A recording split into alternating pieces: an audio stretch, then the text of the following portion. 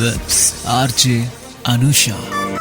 Radio city నువ్వు నేను ఓ సినిమాలో ఇవాల్టి సినిమా క్వీన్. ఈ సినిమాని డైరెక్ట్ చేసింది వికాస్ బాల్ గారు. ఈ సినిమాలో ఎందరో గొప్ప నటులు నటించడం జరిగింది. కంగనా రనౌత్, రాజ్ కుమార్ రావ్, లిసా హైడెన్ వంటి వారు ఎందరో.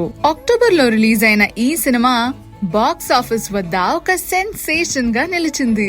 ఈ సినిమాకైతే మ్యూజిక్ అందించింది అమిత్ త్రివేది గారు. ఈ సినిమాలో పాటలన్నీ కూడా చాలా అద్భుతంగా ఉంటాయి. మరి సినిమా విషయానికి వచ్చేస్తే బయట ప్రపంచం అంతా కూడా అండ్ కొన్ని మ్యాగజైన్స్ అన్ని కూడా one of the best Indian films అని చెప్పి ట్యాగ్ లైన్ కూడా ఇచ్చింది క్వీన్ కి.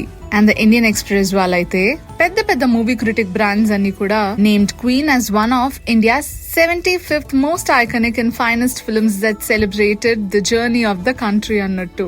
And also the British Film Institute ranked Queen among us the 10th greatest Bollywood film of the 21st century అన్నట్టు.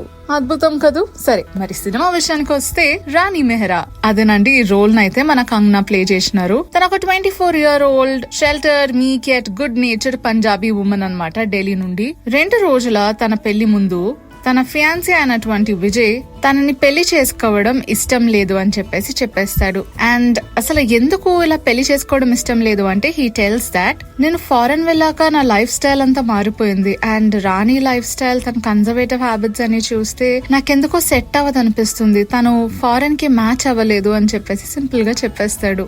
ఇదంతా చూసి అసలు షాక్ లోకి వెళ్ళిపోద్ది రాణి. తనని తను రూమ్ లో లాక్ వేసేసుకుంటది ఒక ఎంటైర్ డే.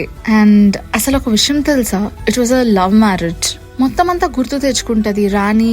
అసలు విజయ్ ఎలా కలిశారు, ప్రేమలో ఎలా పడ్డారు, ఇదంతా కూడా ఆ సిచ్యువేషన్ ని కంట్రోల్ చేయడానికి వాళ్ళ పేరెంట్స్ ని అడుగుతది. ఆల్రెడీ ప్రీ బుక్ అయిన తన హనీమూన్ కి పారిస్ అండ్ ఆమ్స్టర్డామ్ లో ఉన్న ప్లేసెస్ అన్నిటికీ కూడా వెళ్దామని చెప్పేసి ప్రీ బుక్ చేసుకుంటారు. సో ఆ ప్రీ బుక్డ్ హనీమూన్ కి తను ఒక్కరితే వెళ్ళాలి అని చెప్పి ఫస్ట్ వాళ్ళ పేరెంట్స్ కుదరదు అని చెప్పేసి చాలా హెసిటేట్ చేస్తారు. కానీ then finally they agree, thinking that maybe Rani vacation కి వెళ్ళి వస్తే తను చేరప్ అవుతుంది అని చెప్పి. అండ్ రాణి వాళ్ళ అమ్మమ్మ ఫస్ట్ అందరికన్నా ఫ్యామిలీలో ఒప్పుకుంటది.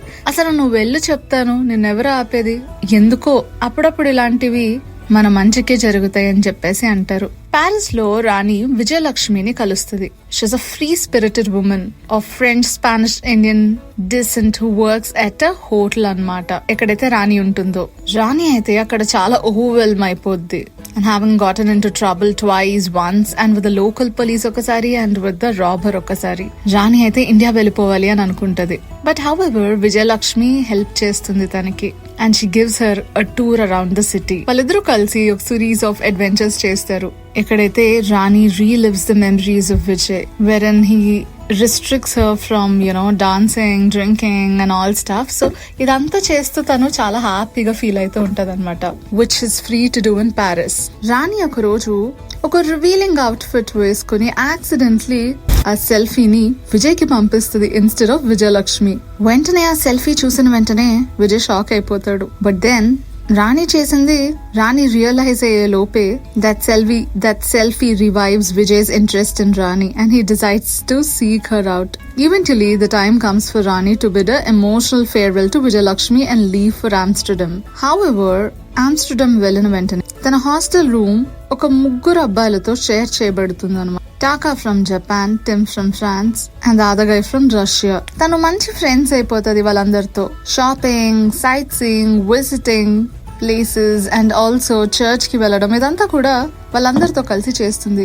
అయితే అక్కడ ఒక పాకిస్తానీ అమ్మాయి కలుస్తుంది, సబీకా ఇమా అని చెప్పేసి. She's a sole breadwinner for the family and ఆమె విజయలక్ష్మి ఫ్రెండ్ కూడా. మెల్లమెల్లగా వీళ్ళందరినీ చూసాక Rani slowly begins to gain confidence by taking control of a decision, తన ఎర్నింగ్ పొటెన్షియల్ గురించి. And she wins a cook off by selling gol gappas. అక్కడ Italian host అనే restaurant owner తో రాణి క్లోజ్ అవుతుంది. And she learns how different life can be for people in other parts of the world అని. Well అసలు finally Rani ఏం చేస్తుంది? రాణి ఇంకా విజయ్ కలుస్తారా, లేదు అంటే Rani discovers herself in this journey అంటారా? మీకేమనిపిస్తుందో ఏంటో అన్ని కూడా ఆ థాట్స్ ని అలా గ్యాదర్ చేసుకోండి. సినిమాని ఇంకొకసారి చూసేయండి. అదబ్బా నువ్వు నేను సినిమాలో ఇవాల్టి సినిమా క్వీన్.